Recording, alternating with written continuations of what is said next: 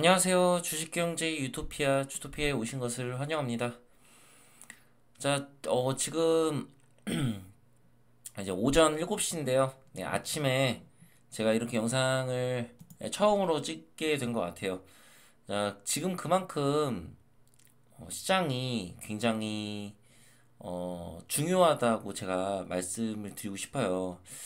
추가적인 뉴스 하나하나가 시장에 영향을 끼칠 수 있고, 그리고 여러분들이 이제 어떻게 될지 굉장히 궁금해 하실 것 같은데, 오늘 한국장은 열리지 않죠? 그래서 제가, 음, 이렇게 오전에 영상을 찍고, 그 다음에 밤에 한번 영상을 찍도록 할게요. 이제 오늘 하루 동안 뉴스가 쭉 나올 거 아니에요? 그 뉴스를 토대로 내일 시장이 어떻게 될지, 그거에 대해서 여러분들께 알려드리는 그런 영상을 밤에 찍도록 하겠습니다. 자, 구독과 좋아요, 알림 설정 부탁드리고요. 자, 지금 증시를 한번 우리가 살펴보게 되면 나스닥 지금 100 차트가 이렇게 0.5%가 빠져 있어요. 그럼 여러분들 입장에서는 뭐지? 전쟁이 일어났는데 내가 생각한 것보다 이게 패닉셀이 일어날 거라고 생각했는데 0.5% 정도면 이거 되게 강한 거 아니야? 이렇게 생각하실 수 있어요. 강한 것 아닌가. 그렇지만 지금의 이 전쟁에 대해서 그만큼 낙관적인 좀 시각이 지금 시장에 녹아 있다라는 것을 우리가 알 수 있는 거거든요. 차라리 지금 이 상황에서 패닉같이 이렇게 갭을 쭉 내리고 시작을 한다면 시장 참여자들이 지금 되게 불안해하고 있구나 이렇게 생각할 수 있는데 지금 그런 현상이 일어나고 있진 않거든요. 이거를 제가 뉴스를 보면서 이제 설명을 드릴 텐데 아마도 제가 예측을 맞을지는 모르겠지만 항상 맞을 가능성이 높았죠. 예측을 좀 미리 좀 섣불리 제가 좀 말씀을 드리면 이게 결국에는 패닉셀로 이어질 가능성이 높아요. 패닉셀. 비트코인 시장이 여러분 안 움직이는 이유는 비트코인이 나스닥이 대장이라서 그래요. 그래서 안 움직이는 거고 결국엔 나스닥이 만약에 패닉셀이 한번 오면 다른 시장들도 요동칠 가능성이 높습니다. 예, 그래서 요거를 꼭 참고하고 우리가 넘어가야 되고 제가 뒤에서 뉴스 기사 몇 개와 그 다음에 환율 차트 그다음 국제유가 차트 보고 제가 아침에 요 전망을 끝내도록 할게요. 왜 패닉셀이 나올 수밖에 없는지. 자, 레바논 주둔 평화유지군이 상황 안정 위해 언제든 투입 준비한다는 이런 기사가 새로 나왔습니다. 여러분이 이 기사를 어떻게 해석하실지 모르겠지만 레바논이 만약에 참전을 하게 된다면 이거는 확전으로 이어질 가능성이 굉장히 높아져요. 어, 여러분 그 팔레스타인이 예, 이스라엘을 공격했습니다. 그런데 팔레스타인이 바보가 아닌 이상 여러분 100% 질싸움을 갑자기 걸진 않을 겁니다. 왜? 중동은 우리나라하고 달라요.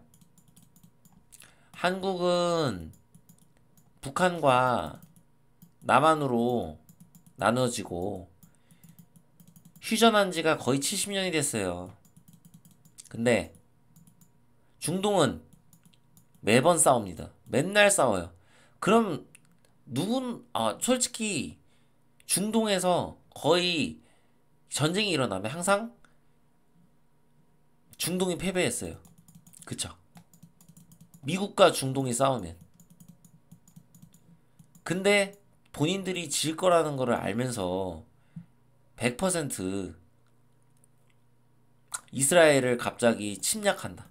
거의 이건 침략성 공격이거든요. 이거 단순한 도발이 아니거든요. 이거는 어떤 승산이 없으면 있을 수 없는 일이에요. 그런데 팔레스타인과 이스라엘만의 어떤 그런 가벼운 전쟁이 아니라 이것이 확전으로 일어날 수 있는 그런 발판들이 지금 마련이 되고 있습니다. 레바논의 참전 가능성과 더불어 바이든의 지금 발빠른 결정들이에요. 이거는 당연한 게 미국과 이라크는 이스라엘은 당연히 끈끈한 관계이기 때문에 어느 정도 중동에서 이스라엘이 없으면 미국의 입지가 불안해지잖아요. 그렇기 때문에 당연히 나올 수밖에 없는 겁니다. 그럼 미국이 지금 이렇게 발빠르게 대응을 했는데 이제 우리 뒷배경, 백그라운드를 깔아준 이란 형님이 과연 가만히 있을까? 가만히 있지 않을 거란 얘기죠. 결국에 레바논이 참전하고 이란이 뒤에서 지원한다. 그럼 전쟁이 길어지겠죠. 팔레스타인과 이스라엘의 전쟁이 길어지면 국제유가는 불안할 수밖에 없습니다. 거기다가 사우디의 협상마저 사우디의 어떤 얄팍한 전략마저 지금 다 수포로 돌아갔어요. 사우디가 할 수 있는 거 아무것도 없습니다. 그럼 중동의 레바논이 많이 참전하고 혹시라도 다른 나라도 참전하게 된다면 지금의 이 상황이 확전으로 충분히 번져질 수 있는 상황인 겁니다. 여러분 그렇게 해석해 하셔야 됩니다.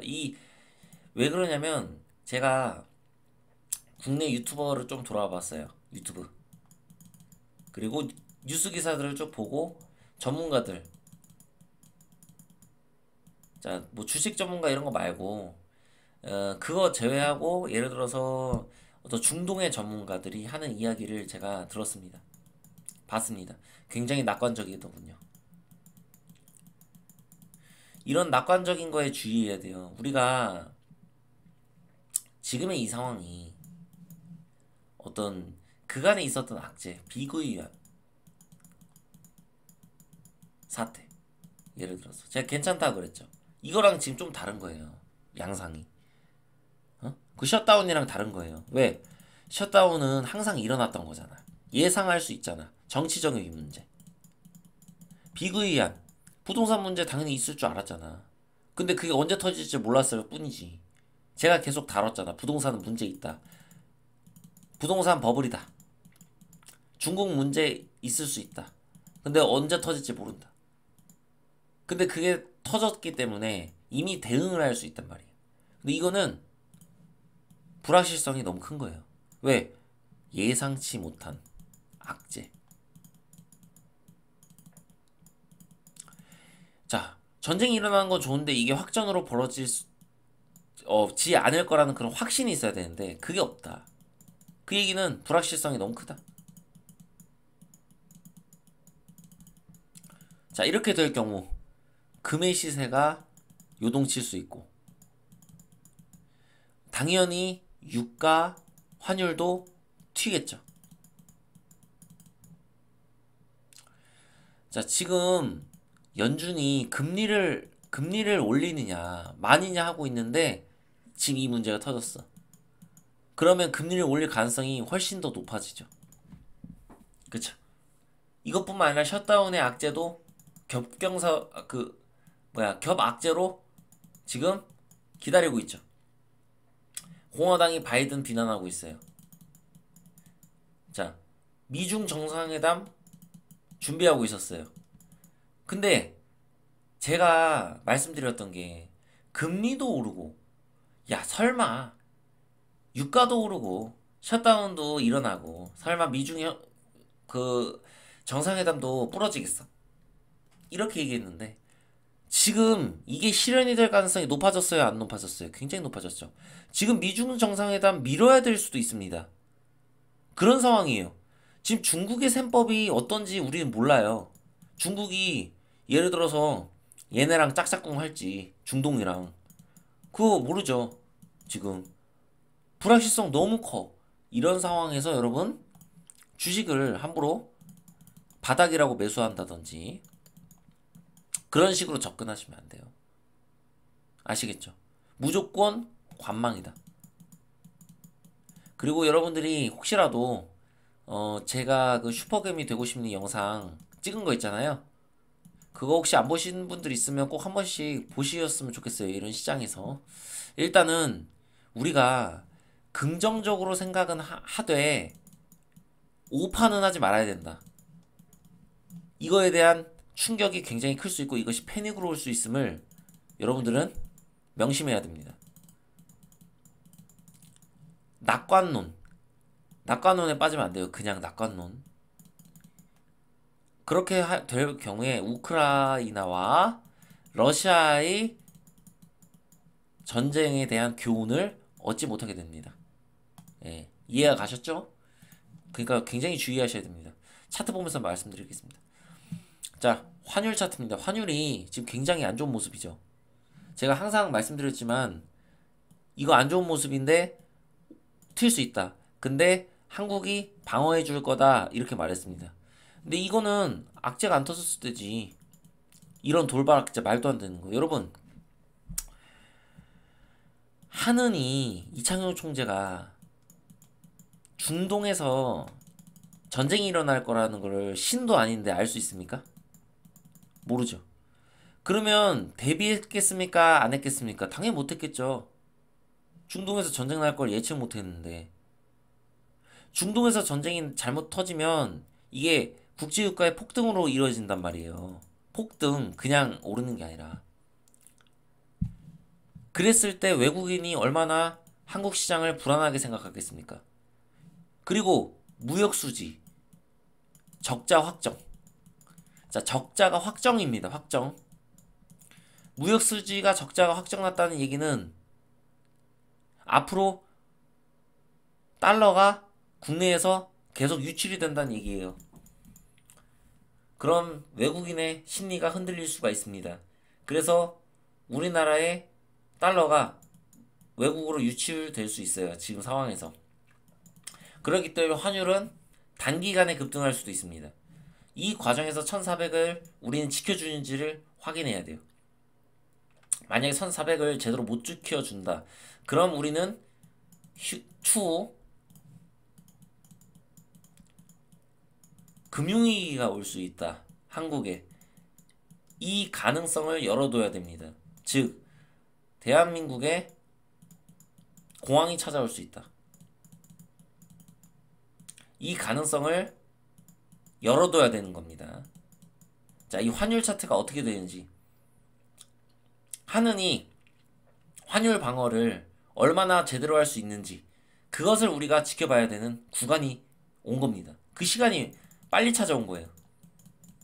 그래서 여러분들은 항상 지금 경각심을 가져야 된다. 이걸 말씀드리겠습니다.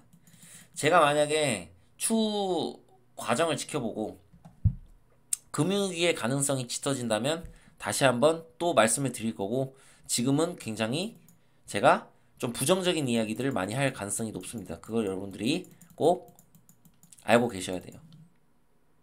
굉장히 안 좋은 상황입니다.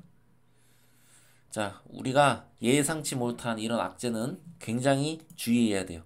자, 마지막으로 유가 차트 보고 끝내도록 하겠습니다.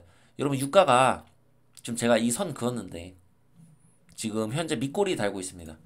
여러분들이 생각했을 때는 지금 밑꼬리 달고 뭐 그냥 이대로 끝날 거라 생각하겠지만, 제가 분석한 게 맞다면 리바운딩이 크게 일어날 수 있습니다. 왜 그러냐면 여러분, 사우디의 어떤 증산 소식, 이거를 이미 알았던 누군가가 숏배팅을 했어요. 큰 세력이.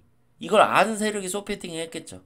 그런데 반대의 결과가 나왔습니다. 지금 중동에 전쟁이 일어나게 생겼어. 이미 전쟁은 일어났고 중동으로 확산할 수 있는 이런 가능성이 있어.